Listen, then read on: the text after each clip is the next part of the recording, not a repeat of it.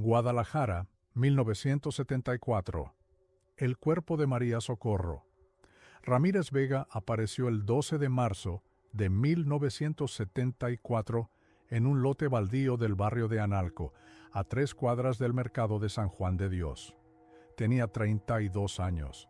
Trabajaba como empleada doméstica en una casa de la colonia americana desde hacía 6 meses.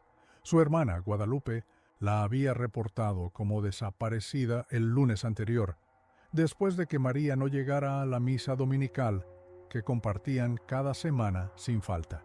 Lo que encontró el jardinero que descubrió el cadáver entre los matorrales fue algo que ninguna autopsia había documentado antes en el estado de Jalisco. El inspector Roberto Fernández Solís llevaba 23 años en la Policía Judicial del Estado. Había visto de todo: crímenes pasionales, ajustes de cuentas, accidentes industriales en las fábricas de la zona, pero cuando llegó aquella mañana al terreno donde yacía el cuerpo de María Socorro, supo inmediatamente que algo no encajaba. El olor llegaba desde 5 metros de distancia, un aroma extraño que no era exactamente el de la descomposición. Era más dulce, más penetrante, como carne cocinada mezclada con algo químico que no lograba identificar. La doctora Elena Martínez Ochoa, médico forense del Servicio Médico Forense de Guadalajara, llegó 40 minutos después. Tenía 51 años y una reputación intachable. Había estudiado en la Universidad Nacional Autónoma de México y había vuelto a Jalisco para establecer protocolos modernos de investigación forense. Cuando se arrodilló junto al cadáver, su expresión cambió 3 veces en menos de un minuto. Primero confusión, luego incredulidad. Finalmente algo que Roberto solo podría describir como miedo profesional. «Necesito llevármela inmediatamente», dijo Elena sin levantar la vista. «Y necesito que nadie más toque nada aquí». El cuerpo de María Socorro presentaba múltiples anomalías que desafiaban la lógica médica. Faltaban secciones completas de tejido muscular en los muslos y la espalda, pero los cortes eran demasiado precisos, demasiado limpios. No había señales de lucha, no había sangre en el lugar. Y lo más perturbador: la piel alrededor de las heridas mostraba signos de exposición a calor extremo, como si hubiera sido tratada. Elena no quiso decir más hasta tener los resultados completos del laboratorio. Roberto comenzó a investigar la vida de María Socorro aquella misma tarde. Vivía en un cuarto rentado en la colonia Santa Tere, compartido con otras 2 empleadas domésticas. Enviaba dinero a su madre en tequila cada 15 días. Era puntual, responsable, discreta. No tenía novio conocido, no frecuentaba bares ni fiestas. Los domingos, después de misa, comía con su hermana en un restaurante económico cerca de la catedral. Siempre el mismo lugar: El Tuerto Feliz, un establecimiento de comida jalisciense que llevaba operando en el centro histórico desde 1958. El dueño del restaurante era Ezequiel Montoya Sánchez, de 67 años, conocido en todo el centro como Don S. el Tuerto. Había perdido el ojo izquierdo en un accidente con aceite hirviendo en su juventud, según contaba a quien quisiera escuchar. Su cochinita pibil era legendaria en Guadalajara, aunque técnicamente era un platillo yucateco, la mejor de todo Jalisco, presumían los clientes regulares. El local era pequeño, con capacidad para 40 personas, pero siempre estaba lleno. Las paredes estaban decoradas con fotografías en blanco y negro de Guadalajara antigua, y el menú no había cambiado en 15 años. Roberto visitó el establecimiento el miércoles siguiente al hallazgo. Llegó a la hora de la comida, cuando el lugar estaba lleno de oficinistas y comerciantes. Don S. trabajaba detrás del mostrador, un hombre corpulento con delantal manchado y un parche negro sobre el ojo izquierdo. Su ojo derecho era de un café tan oscuro que parecía negro, y su mirada tenía una intensidad que ponía nervioso a Roberto sin razón aparente. «Inspector», lo saludó don S. con una sonrisa que no llegaba a sus ojos. «¿Qué lo trae por aquí? ¿Almuerzo oficial?» «Preguntas de rutina», respondió Roberto. ¿Conocía usted a María Socorro Ramírez Vega? El rostro de don Ese mostró una expresión de genuina sorpresa. La muchacha que encontraron en Analco. Claro que sí, venía cada domingo con su hermana. Gente buena. Una tragedia terrible. Roberto notó algo entonces, un detalle pequeño pero perturbador. Sobre la barra había 3 fotografías enmarcadas. En una de ellas, tomada durante las fiestas de octubre, se veía a don Ese posando con un grupo de clientes regulares. Entre ellos estaba María Socorro, sonriendo tímidamente. La foto estaba fechada 2 meses atrás. ¿Ella venía seguido entonces?, preguntó Roberto señalando la fotografía. Los domingos, como dije, siempre ordenaba lo mismo, cochinita con tortillas hechas a mano. Decía que le recordaba a su pueblo. Don Ese limpió el mostrador con un trapo grasiento. ¿Saben ya qué le pasó? Roberto no respondió. Pidió un plato de cochinita para llevar, pagó y salió del restaurante con una sensación de malestar que no podía explicar. La carne olía deliciosa. Demasiado deliciosa. Los resultados del laboratorio llegaron el viernes por la mañana. Elena Martínez los entregó personalmente en el escritorio de Roberto, cerrando la puerta detrás de ella antes de hablar. «Necesitas ver esto», dijo, colocando una carpeta manila frente a él. Su voz temblaba ligeramente. «Y necesitas mantenerlo absolutamente confidencial hasta que sepamos más». El informe contenía 23 páginas de análisis toxicológicos, histológicos y químicos. Roberto leyó cada palabra 2 veces antes de comprender completamente lo que estaba viendo.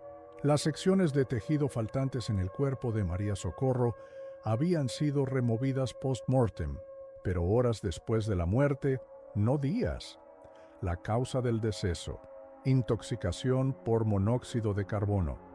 Las marcas de calor en la piel no eran quemaduras ordinarias, eran consistentes con exposición prolongada a vapor húmedo a temperaturas entre los 160 y 180 grados Celsius, como las que se encontrarían en una cocina industrial. Pero lo que hizo que Roberto sintiera un frío recorrer su espalda fue la última página del informe. Elena había encontrado trazas de especias en las heridas: achiote, comino, pimienta negra, ajo, jugo de naranja agria, la mezcla exacta utilizada en la marinada de la cochinita pibil tradicional. «Esto es imposible», murmuró Roberto. «Lo sé», respondió Elena. «Por eso necesitas investigar más antes de que esto llegue a la prensa. Si estoy equivocada en mi interpretación, parecería una loca si tengo razón». Se quedó callada, pero ambos entendieron la implicación. Roberto pasó el fin de semana revisando archivos de personas desaparecidas. Lo que encontró lo mantuvo despierto hasta el amanecer del lunes. En los últimos 16 años, 88 mujeres habían sido reportadas como desaparecidas en Guadalajara y sus alrededores. Todas eran empleadas domésticas. Todas trabajaban en casas de familias de clase media o alta. Todas tenían entre 25 y 40 años. Y ninguna había sido encontrada jamás. El patrón era demasiado consistente para ser coincidencia. Roberto comenzó a mapear las últimas ubicaciones conocidas de cada mujer. 42 de ellas habían sido vistas por última vez en un radio de 10 cuadras del centro histórico. 17 mencionaron en sus últimas conversaciones que irían a comer al lugar de cochinita que tanto les gustaba. 6 específicamente nombraron el Tuerto Feliz. Roberto necesitaba ayuda. Contactó al teniente Miguel Ángel Cervantes Ruiz, un investigador más joven de 36 años que se había ganado reputación por su meticulosidad en casos complejos. Miguel había estudiado criminología en la Ciudad de México y tenía acceso a recursos que Roberto no poseía. Se reunieron en un café alejado del centro, en la colonia Chapalita. Roberto expuso todo lo que había encontrado, incluyendo el informe forense de Elena. Miguel escuchó sin interrumpir, tomando notas en una libreta negra de pasta dura. «Si lo que sugieres es cierto», dijo finalmente Miguel, «estamos hablando del asesino serial más prolífico en la historia de México. Lo sé. ¿Has considerado que podrías estar conectando puntos que no existen? 88 desaparecidas en 16 años no es un número tan inusual en una ciudad del tamaño de Guadalajara, excepto que todas eran empleadas domésticas, todas en el mismo rango de edad y todas desaparecieron sin dejar rastro. Miguel cerró su libreta. Necesitamos más que patrones estadísticos y especias en una herida. Necesitamos evidencia física directa, y para eso necesitamos una orden de cateo. Obtener la orden tomó 3 semanas. El juez asignado al caso, licenciado Héctor Villalobos Pérez, era conocido por su extrema cautela. Exigió documentación adicional, declaraciones testimoniales y un perfil psicológico del sospechoso elaborado por un experto. Roberto pasó esas semanas investigando cada aspecto de la vida de Ezequiel Montoya Sánchez. Don Ese había nacido en Tepatitlán en 1907. Había llegado a Guadalajara en su juventud, trabajando primero como ayudante en varios restaurantes del centro. En 1958 abrió su propio local con dinero prestado por un pariente.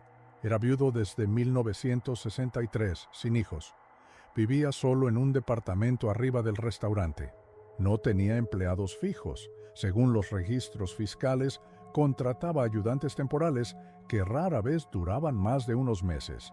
Lo que Roberto no encontró fueron antecedentes penales, denuncias o siquiera quejas de clientes.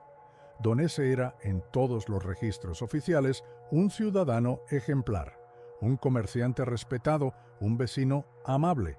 Nadie tenía nada malo que decir sobre él, excepto por una cosa. 3 exempleados del restaurante, contactados por Miguel, mencionaron el mismo detalle extraño. Don Ese nunca permitía que nadie bajara a la despensa en el sótano.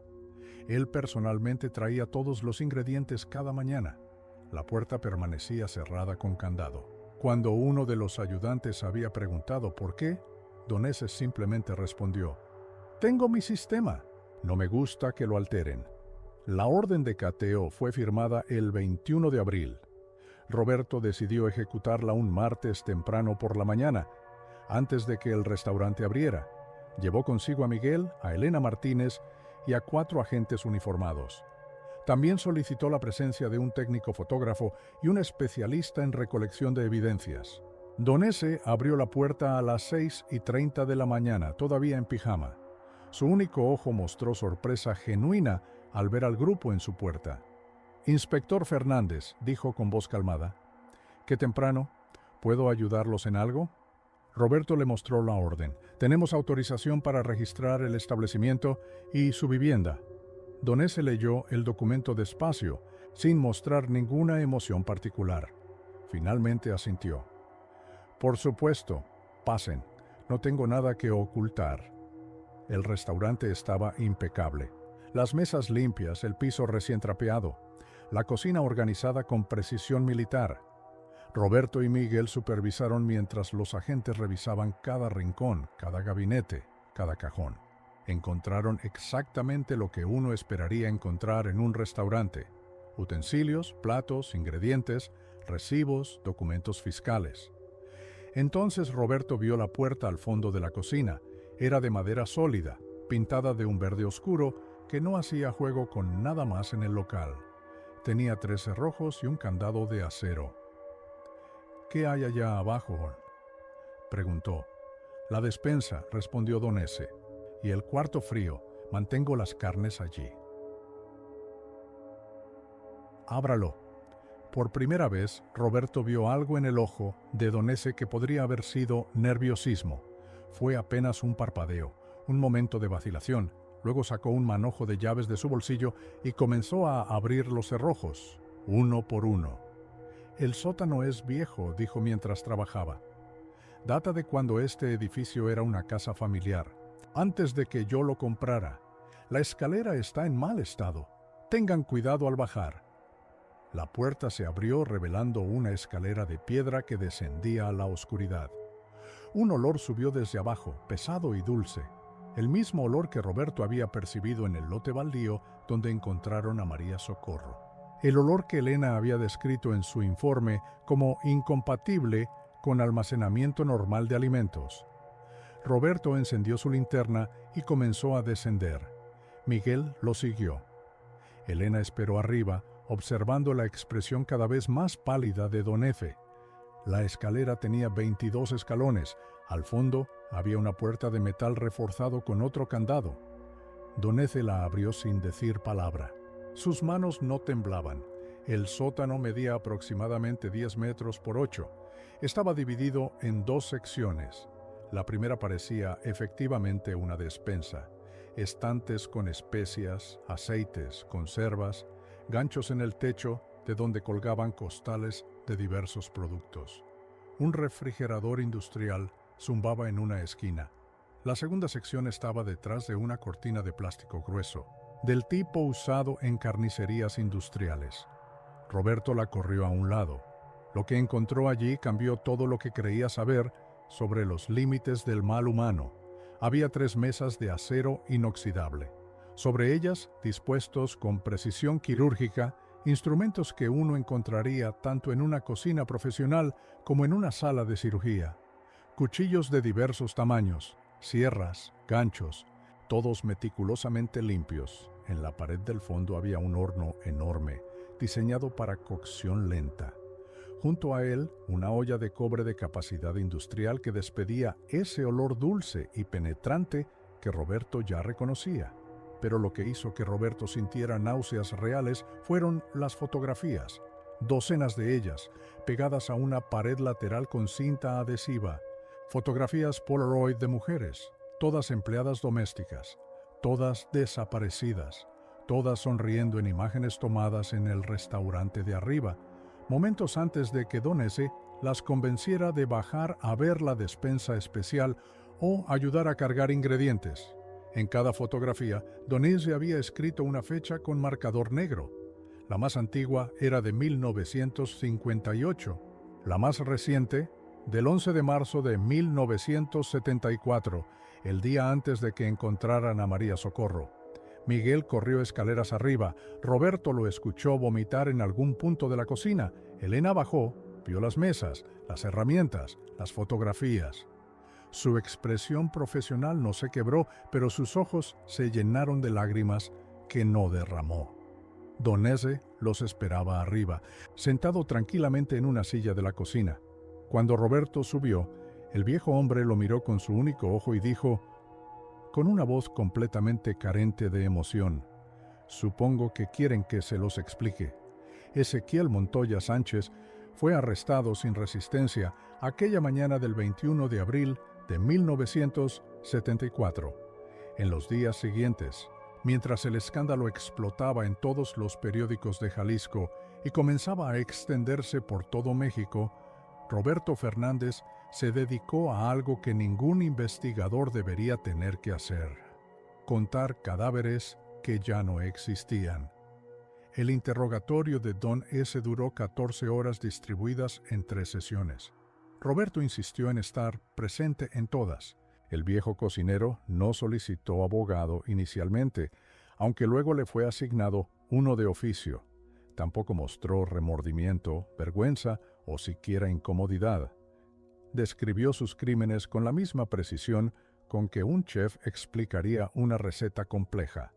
La primera fue en septiembre de 1958, comenzó don Ese, mirando directamente a Roberto con su ojo negro.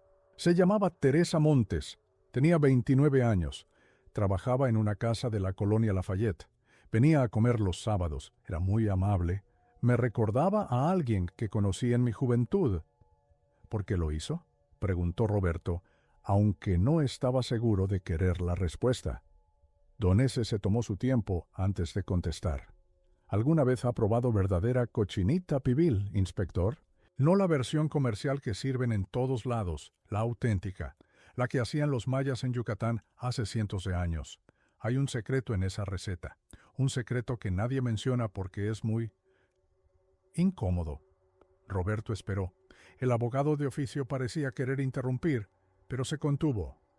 Los mayas lo sabían, continuó don S., y los mexicas también, la carne humana, cuando se prepara adecuadamente, cuando se marina con las especias correctas, cuando se cocina a fuego lento durante horas, desarrolla un sabor que no tiene comparación con ningún otro alimento en el mundo. Es más dulce que el puerco, más suave que el cordero, más rica que el mejor corte de res. El estómago de Roberto se contrajo. ¿Usted las cocinaba? Las preparaba, las marinaba, las cocinaba y luego las servía. La expresión de don S. no cambió.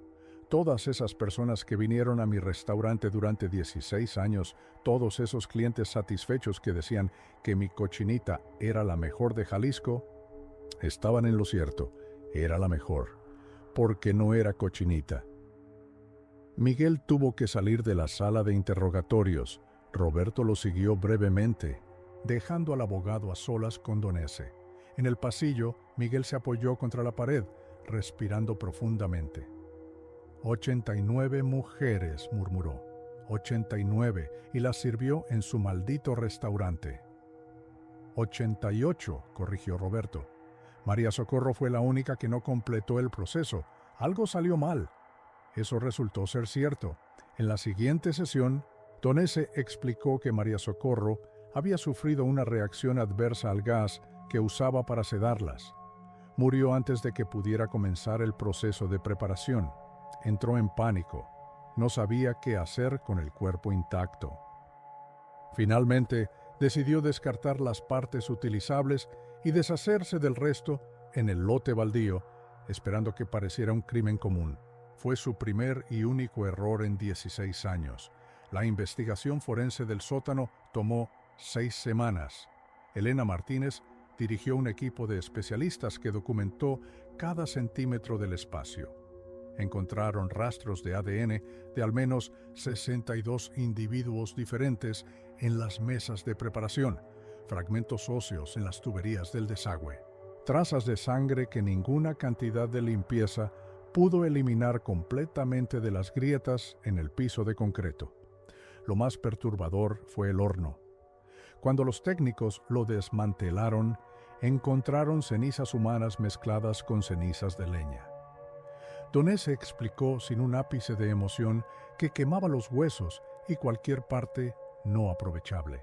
Las cenizas las esparcía en el río San Juan de Dios cada domingo por la mañana, antes de que la ciudad despertara. Durante 16 años, nadie notó al viejo cocinero tuerto caminando junto al río con bolsas de basura orgánica. Roberto localizó a las familias de las 88 víctimas identificadas. Cada conversación fue una tortura. Madres que habían rezado durante años por el regreso de sus hijas, hermanos que nunca dejaron de buscar, hijos que crecieron sin conocer a sus madres. A todos les tuvo que decir la misma verdad horrible. Sus seres queridos habían sido asesinadas, descuartizadas y servidas como alimento en un restaurante del centro de Guadalajara. La noticia se filtró inevitablemente a la prensa. Los periódicos la llamaron la masacre del cocinero caníbal. Grupos de ciudadanos furiosos rodearon el edificio donde había operado el tuerto feliz, exigiendo que lo demolieran inmediatamente. Varios clientes regulares del restaurante tuvieron crisis nerviosas al darse cuenta de lo que habían estado comiendo durante años. Uno de ellos, un contador llamado Salvador Ponce, se suicidó 2 semanas después de que la historia se hiciera pública. El juicio comenzó en octubre de 1974. Fue uno de los más publicados en la historia de México. Don S. se declaró culpable de 88 cargos de homicidio calificado con agravantes. Su abogado intentó una defensa por demencia, pero 3 psiquiatras diferentes lo declararon completamente cuerdo. Entendía perfectamente lo que había hecho. Simplemente no sentía que estuviera mal.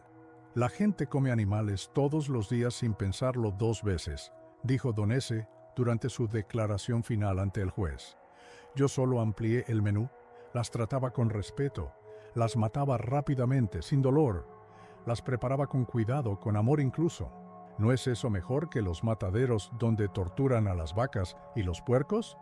El juez lo sentenció a 88 cadenas perpetuas consecutivas. Donese no apeló.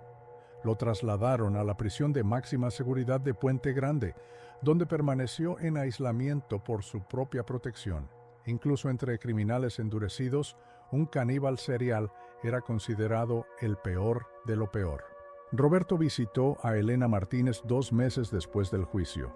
Se reunieron en su oficina del Servicio Médico Forense. Elena se veía exhausta, con ojeras profundas y las manos temblorosas mientras servía café. «No puedo dejar de pensar en una cosa», dijo Elena sin preámbulos. «Los números no cuadran». Roberto frunció el ceño. «¿Qué números?» 88 víctimas en 16 años. Eso es aproximadamente 5 o 6 al año. Una cada 2 meses, más o menos. Elena abrió una carpeta llena de cálculos y notas. Pero el restaurante servía entre 100 y 150 comidas diarias. Digamos, 125 como promedio. Eso es más de 45,000 comidas al año. Casi 730,000 comidas en 16 años. ¿A dónde quieres llegar? Una mujer adulta promedio proporciona aproximadamente 35 a 40 kilogramos de carne aprovechable. Siendo generosos, digamos que Donese podía extraer 40 kilogramos por víctima. Eso es 3.520 kilogramos totales en 16 años, alrededor de 220 kilogramos por año. Roberto comenzaba a entender, no es suficiente. Ni cerca. Una porción estándar de cochinita es de 200 gramos. Si todas las comidas que sirvió hubieran sido cochinita pura, habría necesitado 25,000 kilogramos, 70 veces más de lo que las víctimas pudieron haber proporcionado. Entonces mezclaba carne humana con carne de puerco regular. Exacto, pero aquí está lo que me mantiene despierta por las noches, Roberto. Elena lo miró directamente a los ojos. Donese nunca lo mencionó. En todas las horas de interrogatorio nunca dijo que mezclaba las carnes. Habló como si todo lo que servía fuera, bueno, como si fuera suficiente. Quizás simplemente omitió ese detalle. O quizás, dijo Elena lentamente, había más víctimas, muchas más. Y solo encontramos evidencia de 88, porque esas fueron las que pudo fotografiar o de las que guardó algún registro. ¿Qué pasó con las mujeres de los primeros años, cuando todavía estaba perfeccionando su método? ¿Qué pasó con las que no encajaban en su perfil fotográfico? ¿Qué pasó con... Elena, detente. Roberto sintió un dolor de cabeza comenzando detrás de sus ojos. No podemos hacer nada con especulaciones. Tenemos 88 casos confirmados. Es suficiente para justificar la sentencia máxima.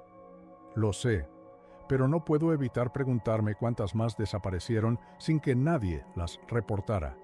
Empleadas domésticas sin familia, mujeres de la calle, prostitutas, migrantes, todas las personas que esta ciudad trata como invisibles. Roberto no tuvo respuesta para eso. Los meses siguientes trajeron más revelaciones perturbadoras.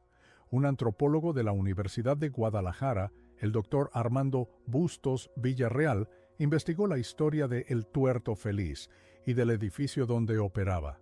Descubrió que la estructura databa de finales del siglo XIX. Había sido originalmente una casa familiar, luego una farmacia, después un almacén. En 1928, durante la Guerra Cristera, el edificio fue utilizado temporalmente como morgue improvisada. Hay registros incompletos, explicó el doctor Bustos a Roberto durante una consulta, pero parece que en ese sótano se procesaron cuerpos de soldados y civiles muertos durante los combates. Algunos documentos mencionan procedimientos irregulares y disposición no autorizada de restos. Nunca se especificó qué significaba eso. ¿Estás sugiriendo que Donés no fue el primero? Estoy sugiriendo que ese sótano tiene una historia muy oscura y que los lugares pueden absorber cosas, memorias, energías, llámalo como quieras. El doctor Bustos se encogió de hombros. No soy religioso, inspector, pero ese edificio debería ser demolido y el terreno debería ser consagrado, o al menos dejado en paz.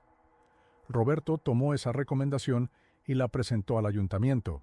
El edificio fue demolido en febrero de 1975.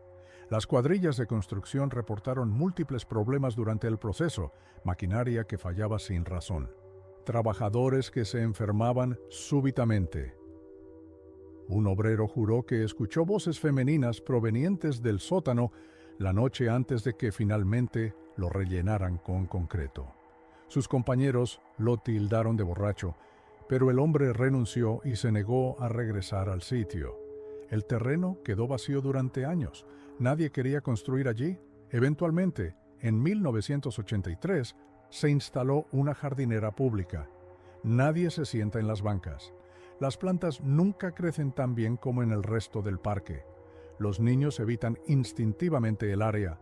Roberto Fernández se retiró de la policía judicial en 1986, a los 58 años de edad. El caso de Don S. había consumido los últimos 12 años de su carrera. Había ayudado a identificar a todas las 88 víctimas. Había testificado en el juicio. Había hablado con cada familia. Había supervisado la demolición del edificio y nunca pudo quitarse completamente el olor de su memoria. Ese olor dulce, penetrante, imposible de olvidar. Miguel Ángel Cervantes continuó en la policía, ascendiendo eventualmente a comandante. Se especializó en casos de personas desaparecidas, creando nuevos protocolos de investigación inspirados en lo aprendido del caso Donés.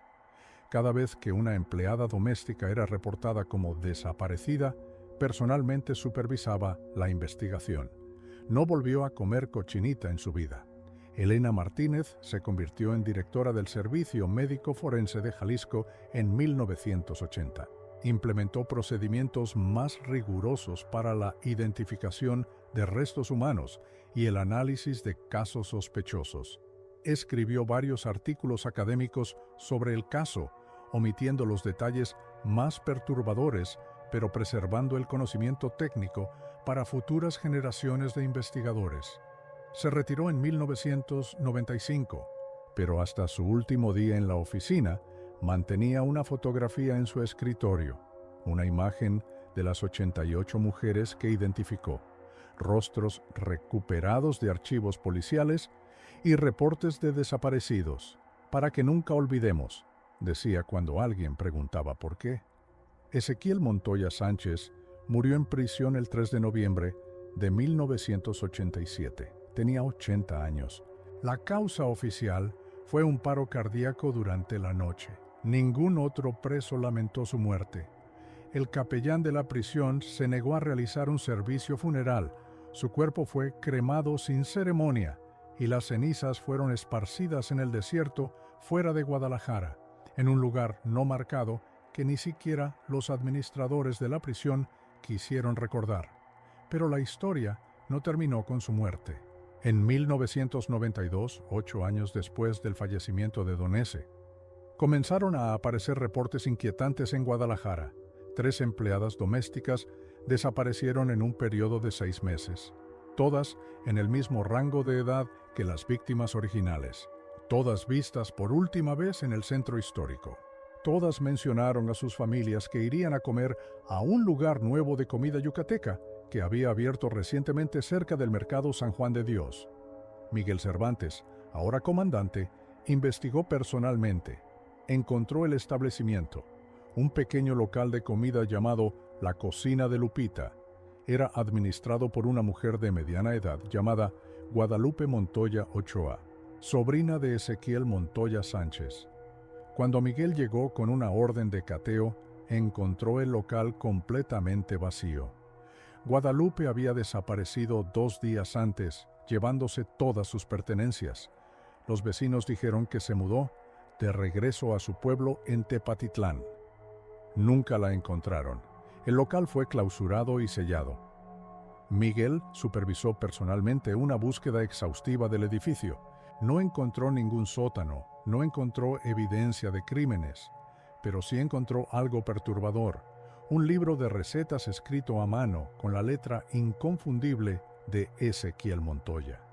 La última página contenía una sola línea: El sabor verdadero nunca se olvida. Se transmite. Las 3 empleadas domésticas nunca fueron encontradas. Sus casos permanecen abiertos. Roberto Fernández falleció en el 2006, a los 78 años de edad. Hasta sus últimos días, según su familia, seguía teniendo pesadillas sobre un sótano y fotografías de mujeres sonrientes que nunca regresaron a casa. En su testamento dejó instrucciones específicas: que fuera cremado, que sus cenizas fueran esparcidas en el Océano Pacífico, lejos de Guadalajara. Lejos del centro, escribió, donde el olor no puede alcanzarme. Hoy, más de 50 años después, el terreno donde operó el Tuerto Feliz sigue siendo una jardinera pública. Los tapatíos mayores evitan el área. Los turistas que visitan el centro histórico pasan sin saber la historia. Pero los vendedores ambulantes que trabajan cerca del antiguo mercado de San Juan de Dios, los que han estado allí durante décadas, cuentan una historia extraña. Dicen que algunos domingos por la mañana, muy temprano antes del amanecer, cuando la niebla cubre las calles del centro, se puede percibir un olor que viene del lugar donde estaba el restaurante, un olor dulce y penetrante, como carne marinada con achiote y especias, como cochinita pibil perfectamente preparada. Un olor que no debería estar allí porque no hay cocinas en ese terreno desde hace medio siglo, y dicen también que el número de empleadas domésticas reportadas como desaparecidas en Guadalajara nunca volvió a los niveles normales después de 1974. El promedio se mantiene consistentemente más alto, no tanto como para llamar la atención de las autoridades, no tanto como para generar pánico, solo lo suficiente para que alguien que conoce la historia, alguien que sabe lo que debe buscar, note el patrón, lo suficiente para preguntarse si 88 fue realmente el número final, o solo el principio de una cuenta que nadie quiere terminar de sumar.